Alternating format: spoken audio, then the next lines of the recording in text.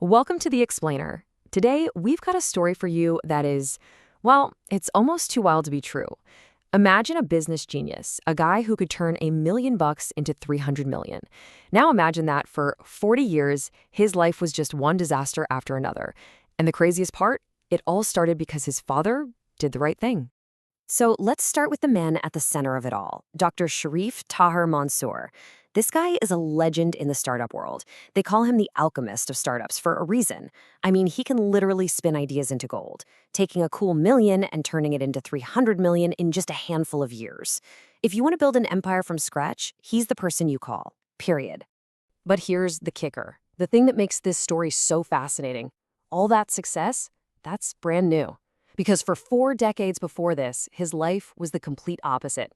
It was like a nightmare on repeat. Just catastrophic failure, over and over again. Didn't matter how brilliant he was, how hard he worked, something always went wrong.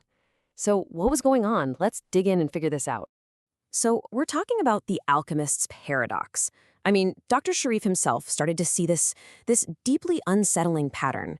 It wasn't random. Every single time he got close to a major breakthrough, right when he was on the cusp of success, boom, the whole thing would just suddenly and completely collapse.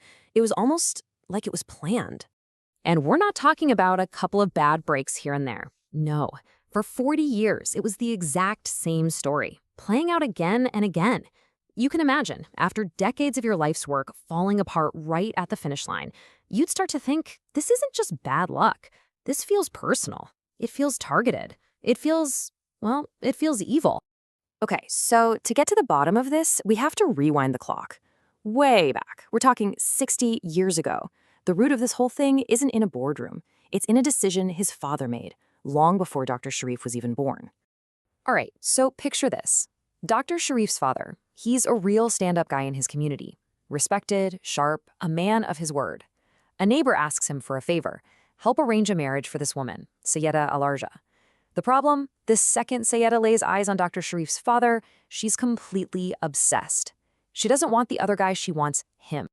And I'm not talking about a little crush here. No, this was a full-blown, decade-long obsession. For 10 years, she tried absolutely everything to get him, to seduce him. But he was a man of integrity, totally loyal to his wife. And every rejection, every time he refused to betray his family, it just fueled her anger. Her obsession twisted into this dark, vengeful hatred that would poison everything for decades. So, she couldn't break the father? She tried for 10 years and failed. So what does she do? She turns her sick, vengeful attention to the next generation, to his innocent little boy, Sharif. And this is where things get really dark. When Sharif was just a little kid, maybe 8 or 9 years old, Sayyeda manipulated the situation. She got him alone and then used her own daughter, Basima, in a scheme to blackmail the poor kid. I mean, it's just horrifying. And that single traumatic event, that was the real beginning of his 40-year nightmare. Okay, let's fast forward a few decades. Dr. Sharif is now an adult, a brilliant analyst, but he's still living under this shadow. Finally, he just decides enough is enough. He's not going to be a victim anymore. He's going to use his brain, his tech skills, and he's going to fight back. He's going to become an investigator and hunt down the real source of all his misery. And this is where it gets good. He literally turned his mind into a weapon. He goes and rents this old, busted-up storefront right in the middle of their territory, the heart of the beast. And he turns it into his own secret high-tech surveillance hub. I'm talking hidden phones for cameras, 24/7 recording, the whole 9 yards. The criminals, they feel safe, so they're just openly talking about their crimes right in front of his hidden mics. Then, with some help from friends overseas, he starts hacking their digital lives, just peeling back the layers of this conspiracy, one by one, until he gets to the top. But you know, what he started to uncover, it wasn't just your average criminal ring. Oh no, this was something so much bigger, so much more shocking. It was this massive conspiracy that mixed hardcore organized crime with something else, something chilling, something that felt genuinely supernatural. At the top of it all, of course it was Sayyeda. She was the mastermind. And what she had built was incredible. She had systematically corrupted the entire neighborhood. We're talking shopkeepers, colleagues, even relatives. She got to them with money, with drugs, turning everyone into a pawn in her game against his family. And enforcing it all? 3 notorious drug lords. Just think about the scale of this for a second. It's just staggering. She had managed to corrupt and weaponize almost 1,000 families, 1,000 households, all turned into part of her machine, all with one single purpose: to completely destroy one family. So this is the craziest part, right? The sin that caused all this suffering, 40 years of it, it wasn't a sin at all. It was integrity. Their only crime was loyalty. His father refused to betray his wife, and Dr. Sharif, as a little boy, refused to be broken by her. That's it. That was the spark that ignited this insane, all-consuming, decades-long revenge.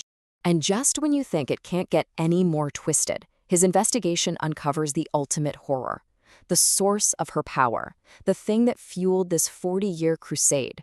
Sayeda had apparently made a literal pact with the devil. And the price she paid for this power? She offered up her own children's souls. All just so she could destroy one family. So now we have science and faith versus this ancient evil. But in the end, her kind of darkness just couldn't hide from modern technology. Armed with undeniable proof, hours of video, audio recordings, digital trails, Dr. Sharif finally had everything he needed.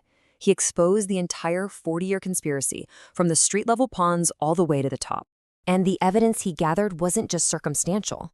It was so complete, so undeniable, that it brought the whole rotten structure crashing down.